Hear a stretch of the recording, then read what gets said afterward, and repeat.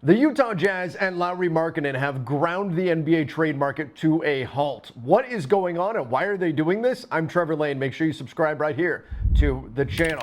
So this summer has been a little bit of a dud, or at least disappointing for the NBA. Yes, we've seen some big moves. Paul George to the 76ers, Klay Thompson to the Dallas Mavericks, DeJounte Murray winding up with the Pelicans. There have been a few, but still it's been a bit of a letdown. However, the good news is it's not done. The NBA offseason is not over. It's just on pause right now. Now, why are we on pause currently, and why have we seen some of these issues taking place? Well, most would point to the new collective bargaining agreement, and that certainly is part of the problem currently. You've got a new CBA, which I've said for a while is overzealous in punishing teams, specifically in the NBA's efforts to punish high-spending teams and try to increase parity around the NBA, which is working, by the way. Again, Paul George moved teams, Klay Thompson moved teams. Those things don't happen under the old collective bargaining agreement, but I think they've gone too far in restricting the trade market for those high-spending teams. Essentially, teams that are first-tier apron and above can't trade directly with each other, and that creates a major complication in addition to other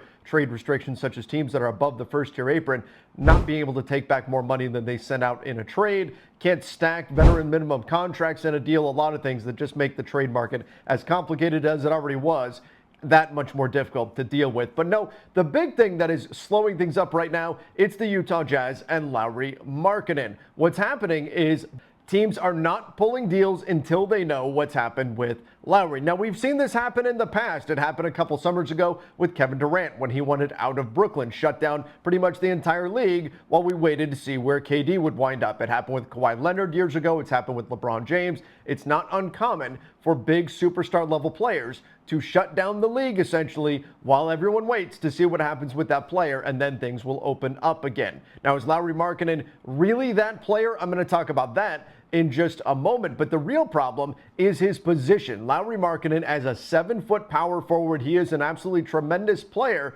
but as a wing, that creates some somewhat unique problems. You see, the other big names that are available on the market right now, Brandon Ingram, Jeremy Grant, Kyle Kuzma, Cam Johnson, Dorian Finney-Smith, they're all wings. So any team that would be interested in any of those guys that are readily available, they're also going to be interested in Markkanen. And Markkanen is better enough than those players that they're not going to make that move until they know what's going on with Lauri. So what is Utah doing? Are they actually going to trade Markkanen or not? There have been some rumors that the Golden State Warriors are hot in pursuit of Markkanen. Maybe some rumblings that the Jazz want Brandon Podziemski in the deal. They've got a few draft picks they could put in, guys like Jonathan Kuminga that could be put into a trade. But will the Jazz actually pull the trigger, or is this all just a ruse in order to find out information? You see, this is another thing that NBA teams do, and Danny Ainge would certainly be the type of decision maker to do something like this. They use this situation to gather intel. What happens is you put Lauri Markkanen out there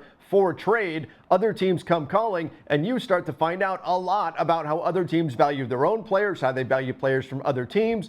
In these negotiations, you start to find out what teams are looking for, what they want, what they've heard. You gather all kinds of info. So right now, the Utah Jazz are just sitting back. Maybe they get a great offer for Lauri Markkanen, maybe they don't. But in the meantime, they're gathering all kinds of valuable information that they're going to be able to use this offseason, perhaps all the way up until the trade deadline. Speaking of which, the trade deadline actually creates an interesting wrinkle with this situation. You see, the Utah Jazz can actually restructure and extend Lauri Markkanen's contract. I know restructure is not something that you typically hear in the NBA. That's usually an NFL thing. But when a team has cap space, and in Lauri's situation, he's only making $18 million this next season, you can actually use some of that money to give the player more immediately and give them an extension in the long term. And that way you can take a little bit more of a hit on the current season by giving the player a bump off their current salary, and usually the player will be willing to take a little bit less on the rest of the contract. We saw the Indiana Pacers do this a few years ago with Miles Turner. So the deadline for the Jazz to do this, though, it's effectively August 6th. Why? Because after you do this, you can't trade a player for 6 months. After you extend a player, they can't be traded for 6 months. We saw this happen with the Lakers and Anthony Davis last year, where he was not trade eligible during the season because of the date at which his extension actually took place. With Lauri Markkanen, if they can get it done by August 6th, that would actually give him 1 day of trade eligibility before the NBA's trade deadline, assuming it, again, it does come in right around that February 6th date. So the Jazz, being a team that values future flexibility, they're going to want to have, if they do extend Lauri Markkanen, they're going to want to have the ability to potentially trade him at the deadline if some team is going to offer something crazy for him.